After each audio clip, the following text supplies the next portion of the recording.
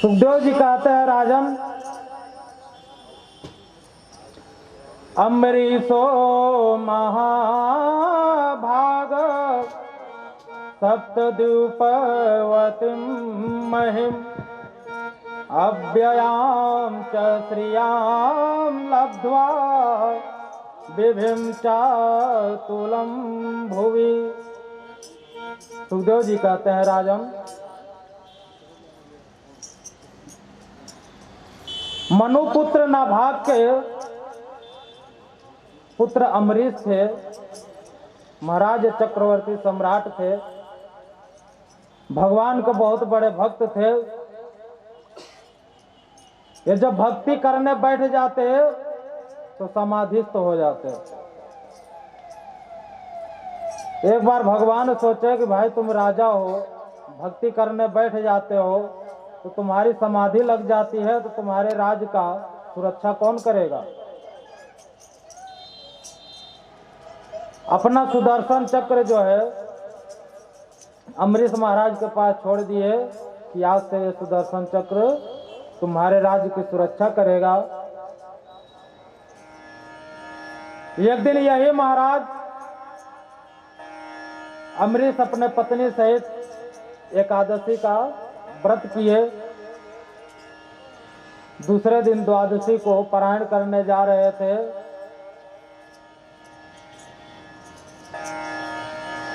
तभी वहां पर दुर्वासा ऋषि आ गए।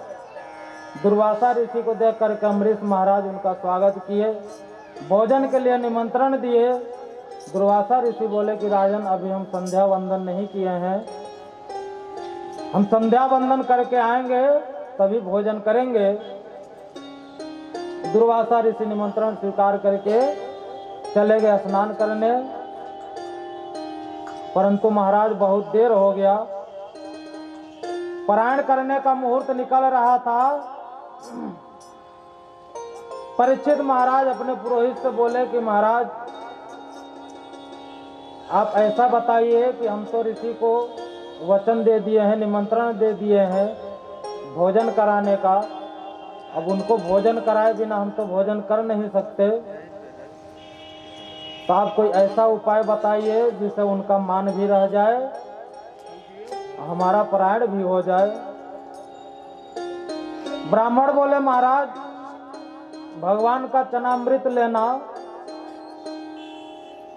भगवान का चरणामृत ले लीजिए, इससे पारायण भी आपका हो जाएगा और ऋषि का मान भी रह जाएगा। अम्बरीश महाराज भगवान का चरण लेकर के पारायण किया एकादशी का। इतने में दुर्वासा ऋषि आए, बोले कि राजन बहुत लेट हो गया। अम्बरीश महाराज कहते हैं कि हे प्रभु हम तो पारायण कर लिए। जब दुर्वासा ऋषि सुने कि पारायण कर लिया तो क्रोध करके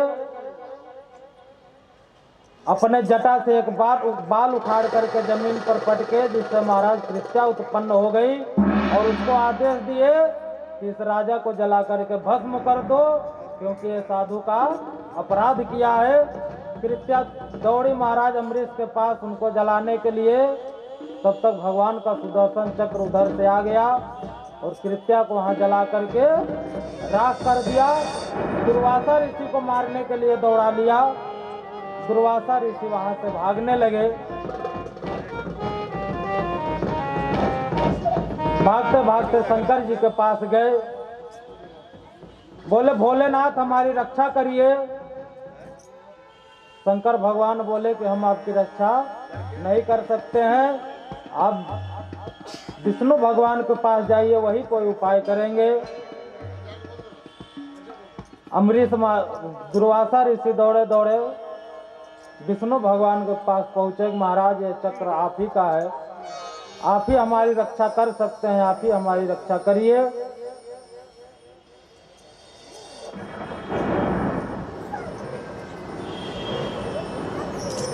दुर्वासा ऋषि वैकुंठनाथ के पास जाकर के कहने लगे, विष्णु भगवान कहते हैं कि देखो हम आपकी रक्षा नहीं कर सकते, क्योंकि हम स्वतंत्र नहीं है।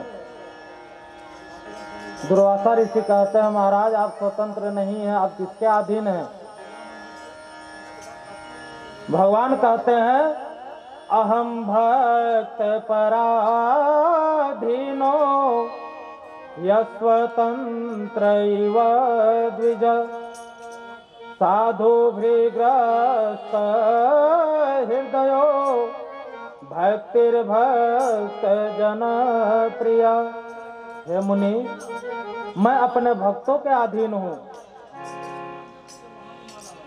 मेरा हृदय साधुओं और सज्जनों के अधीन रहता है। मेरे भक्त मुझे अति प्रिय हैं। महाराज यदि आप बचना चाहते हो तो अम्बरीश के शरण में जाइए, अम्बरीश ही आपको बचा सकते हैं। कहते हैं महाराज जो निरपराध साधु पुरुषों पर अपने शक्ति का प्रयोग करता है वही शक्ति उसका नाश कर देती है। धीरे धीरे महाराज अम्बरीश मुनि यहीं खड़े थे केवल जल के सहारे। दुर्वासा ऋषि 1 वर्ष तक भ्रमण करते हुए आए, भागते भागते अम्बरीश के शरण में आकर के साष्टांग दंडोत करने लगे, गिर गए। दुर्वासा ऋषि को ऐसा देख करके अम्बरीश ऋषि कहते हैं कि उल्टी नदी क्यों बहा रहे हो महाराज? अरे आपके चरणों में तो हमको नमन करना चाहिए, हमको दंडोत करना चाहिए। ऋषि कहे कि राजन ये सब बातें बाद में करेंगे, पहले अपने चक्र को शांत करो। अम्बरीश मुनि चक्र को शांत करने लगे। कहते हैं कि हे सुंदर नाभि वाले चक्र, सकल धर्मों की मर्यादा करने वाले, अधर्म आचरण करने वालों की, असुरों की नाश करने वाले, हे अग्निरूप तुम्हें नमस्कार है। अम्बरीश की प्रार्थना से सुदर्शन चक्र महाराज शांत हो गया। इसके बाद में मुनि दुर्वासा के चरणों को धो करके चरणोदक लेकर के भोजन प्रसाद के बाद में दुर्वासा मुनि राजा अम्बरीश की प्रशंसा करते हुए वहां से चले गए।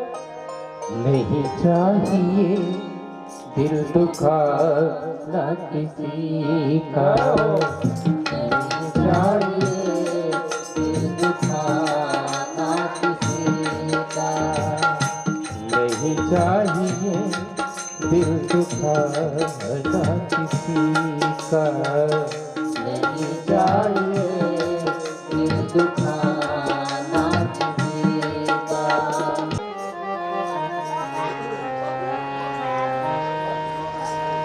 एक बार छींकते हुए मनु की नाक से एक पुत्र इक्ष्वाकु पैदा हुआ।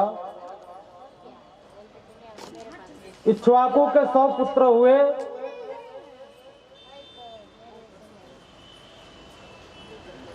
जिसमें महाराज एक विकुच्छ, निमि, दंडक ये 3 पुत्र प्रमुख थे। 25 पुत्रों को आर्यावर्त के राजा बना दिए और 25 को पश्चिम भाग के राजा बना दिए। 3 पुत्रों को मध्य में और अन्य पुत्रों को अनन्य भागों का शासक बना दिए। एक दिन इक्ष्वाकु ने भिक्षुक से श्राद्ध को पशु लाने के लिए कहा। पशु मार करके लाया तो सही, परंतु ये खरगोश को स्वयं खा गया। जब वशिष्ठ जी को यह मांस दिया तो बोले कि राजन यह तो झूठा है। इस अपराध से कुपित होकर के इक्ष्वाकु ने उसे देश से, अपने राज्य से निकाल दिया। इक्ष्वाकु के मृत्यु के पश्चात भी कुछ लौट करके राज्य करने लगे। पीछे इनका नाम ससाद पड़ा। इसका पुत्र पुरंजय हुआ, उसी का नाम महाराज इंद्रवाह पड़ा। एक बार दैत्यों को परास्त करने के लिए इंद्र को बैल बना करके उसके कुकुद ढील पर बैठ करके देवों को जीत दिलाई थी। इसी से इनका नाम कुकुत्स, और इंद्रवाहन पर बैठ करके युद्ध करने की वजह से इंद्रवाह भी पड़ा था। सुखदेव जी कहते हैं राजन इक्ष्वाकु वंश में ही आ गई 1900 के 100 स्त्रियां थी, फिर भी ये संतानहीन थे। एक बार जंगल में मुनियों के पास जाकर के पुत्र प्राप्ति को यज्ञ कराया। इंद्र देवता को प्रसन्न किए। एक दिन महाराज रात में यूनास को प्यास लगी और उसने जो जल पत्नी के लिए पुंसवन कर्म करके निमित्त रखा था उसी को उठा करके पी लिया। प्रातः काल जब मुनियों ने वह जल देखा नहीं मिला तो दुखी होकर के बोले कि वह जल किसने पिया। यूनास ने सारा वृतांत बता दिया। समय आने पर यूनास की दाहिनी कोख को फाड़ करके पुत्र उत्पन्न हुआ।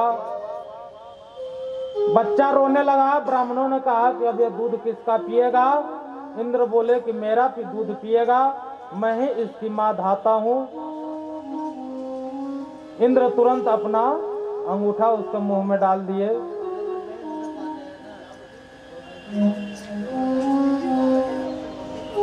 महाराज मानधाता इतने शक्तिशाली थे कि इनसे रावण आदि भी डरते थे। मानधाता की पत्नी शिशुबिंद की पुत्री थी। इनके 3 पुत्र हुए, पुरुकुत्स, अमरीश और योगी मुचकुंद तथा 50 कन्याएं उत्पन्न हुई जो महाराज सौभरी ऋषि को अपना पति बना ली थी। परीक्षित महाराज पूछने लगे कि प्रभु सौभरी ऋषि को अपना पति क्यों बनाई ये सब इतनी 50 कन्याएं एक साथ, और ऋषि को इतनी शादी करने की क्या आवश्यकता थी। सुखदेव जी कहते हैं राजन, एक बार सौभरी ऋषि सनकादि के स्नान आदि के पश्चात तपस्या कर रहे थे। तभी वहां पर उस जल में एक मत्स्य को विहार करते हुए देखा। विहार करते हुए देखने के बाद महाराज उनका भी सौभरी ऋषि का भी मन हुआ कि काश हमारी भी पत्नी होती, हमारे भी बच्चे होते तो मैं भी विहार करता। विचार करके मानधाता के पास पहुंचे कि हे राजन, मुझे आप अपनी एक कन्या दे दो। मानधाता सोचने लगे कि वृद्ध ऋषि हैं, मैं इनको अपनी कन्या कैसे दूं, और यदि मना कर दूं तो ये तुरंत श्राप दे देंगे। मानधाता सोचे कि बोले महाराज आप जाइए, आपको जो पसंद करे उसको आप वर्ण कर लीजिए। मानधाता सोचा कि वृद्ध ऋषि हैं, इनको कौन पसंद करेगी।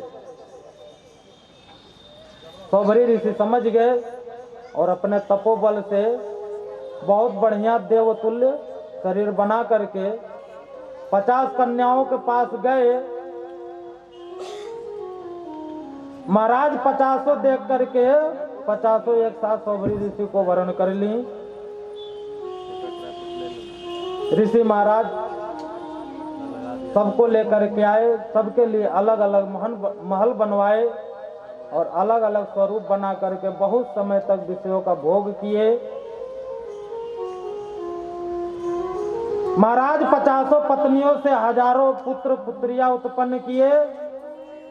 एक बार सौभरी ऋषि सोचने लगे कि इन विषयों से तो कभी तृप्ति नहीं हो सकती। मनोरथों की पूर्ति होने पर महाराज एक नया मनोरथ पुनः तैयार हो जाता है। सोचने लगे कि मैंने अपनी सारी साधना और तपस्या एक मत्स्य जोड़े के मैथुन को देख करके असंख्य संतान उत्पन्न करके सभी साधना नष्ट कर दिए। महाराज इस संसार में जब ऐसे ऐसे तपस्वियों का मन भी बिगड़ जाता है तो अन्य संसारी जीवों को क्या कहा जाए। काम, क्रोध, लोभ और मोह आदि ये प्राणी को हर समय ईश्वर से दूर रखते हैं और उनके सत्कर्मों को लूटते रहते हैं। ये मानव तन बहुत भाग्य से मिलता है।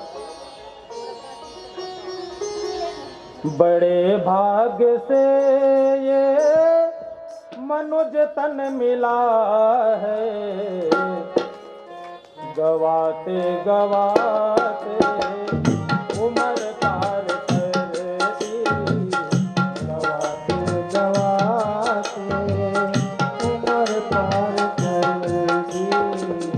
बड़े भाग्य से मनुष्य तन मिला है, गवाते गवाते उम्र पार कर दी, गवाते गवाते उम्र पार कर दी। खाने कमाने में आयु गवाई, खाने कमाने में आयु गवाई, जिंदगी हमने बेकार कर ली, जिंदगी हमने बेकार कर ली थी, जिंदगी हमने बेकार कर दी।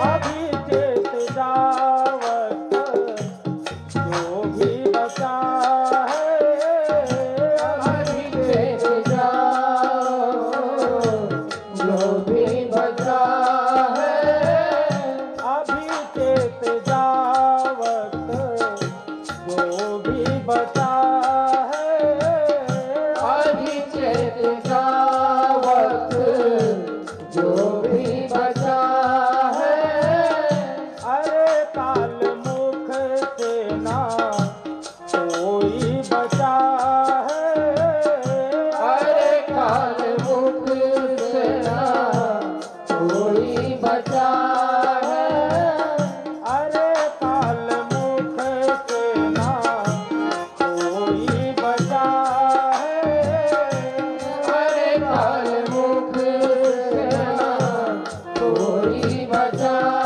है। जरा तो चले साथ,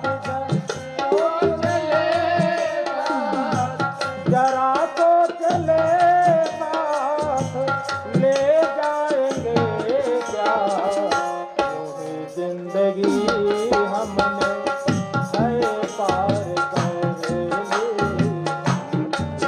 जिंदगी हमने बेकार कर दी, जिंदगी हमने है पार कर ली, जिंदगी हमने बेकार कर दी। बड़े भाग से ये मनुष्य